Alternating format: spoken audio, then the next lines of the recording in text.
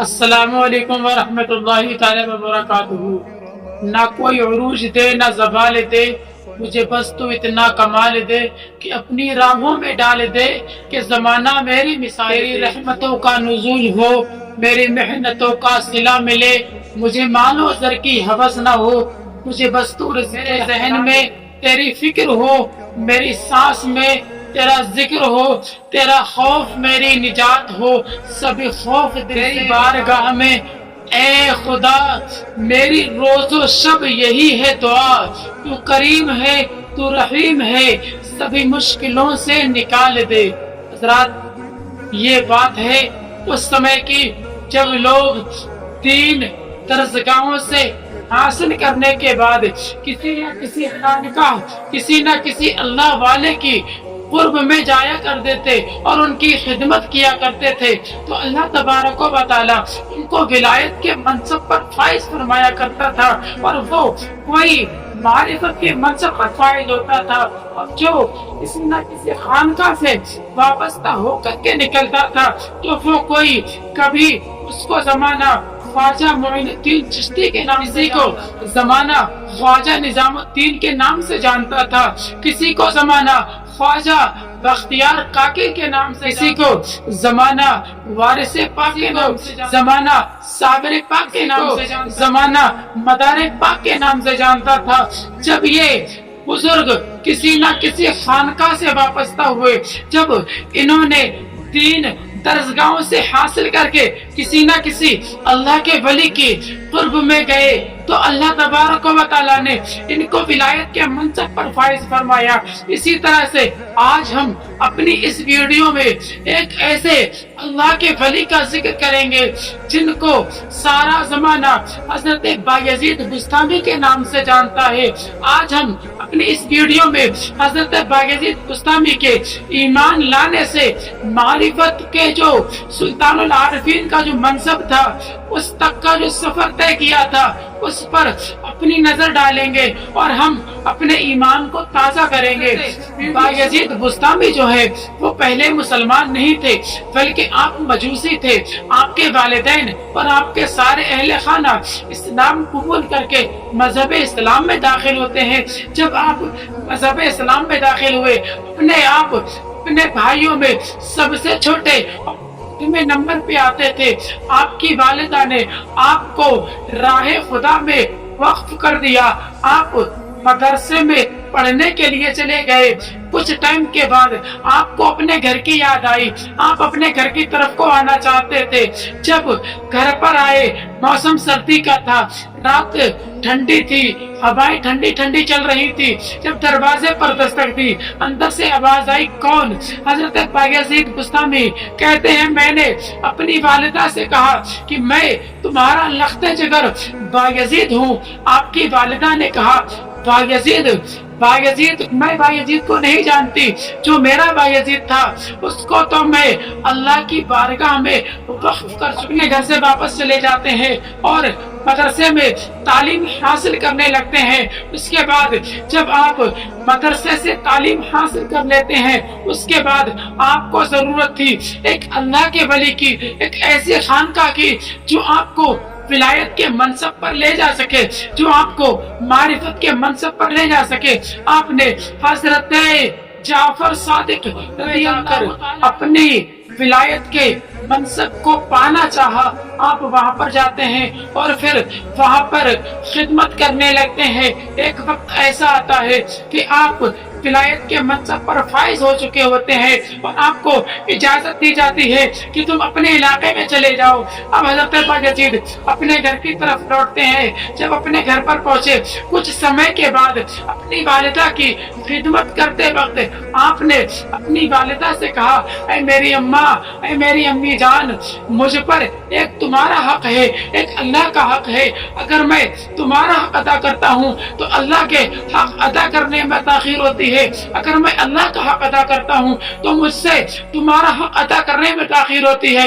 اے میری والدہ، اگر تم مجھ پر اپنا حق معاف کر دو تو میں اللہ کا حق ادا کر لوں گا، اللہ کا قرب حاصل کروں گا اور اس کی رضا कर लूंगा। हजरत बायजीद बुस्तामी की वालिदा कहती है, ऐ मेरे बेटे, मैंने तुम पर अपना हक माफ कर दिया और बरोज़ क़यामत मैं तुमसे कोई सवाल नहीं करूंगी। आप अपनी वालिदा का ये बात सुनकर अपने घर से सर्दी का था, बुस्ताम की काली काली रातें थी, ठंडी ठंडी हवाएं आ रही थी। आप अपने घर से निकलते हैं और जंगल की तरफ चले जाते हैं। 12 साल तक आप जंगल में रहते हैं, मौसम की परवाह नहीं करते, बस रब का कुर्ब हासिल करने में रहते हैं। 12 साल के बाद एक बार आपका गुजर आपके शहर के करीब से होता है। दिल में ख्याल आया, 12 साल से अपनी माँ की जियारत नहीं की, एक बार अपनी माँ का चेहरा तो देख लूं, अपनी माँ की जियारत तो कर लूं। जैसे ही अपने घर की तरफ को रुख करते हैं, जब घर पर पहुंचे मौसम फिर सर्दी का था, ठंडी ठंडी हवाएं चल रही थी, बुस्तान की काली काली रातें थी। जब दरवाजे पर पहुंचे तो रात काफी हो चुकी थी।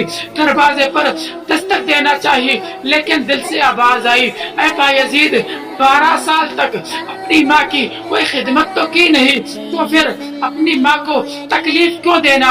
अपने उसी दरवाजे पर टेक लगा करके बैठ जाते हैं।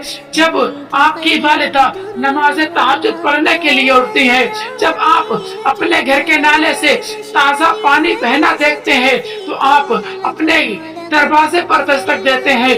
आपकी वालिदा दरवाजा खोलने से पहले कहती है, बेटा बायजीद रुको, मैं अभी आती हूँ। जैसे ही दरवाजा खोला, हजरत बायजीद अपनी वालिदा के कदमों में गिर जाते हैं और अर्ज करते हैं, मेरी माँ, जिस चीज की तलाश में मैं अपने घर से निकला था, जिस चीज की तलाश में मैं 12 साल तक की तलाश में मैंने किसी मौसम की परवाह नहीं की, मैंने जंगलात की परवाह नहीं की, पहाड़ों की परवाह नहीं की, बस रब हासिल करने में लग गया।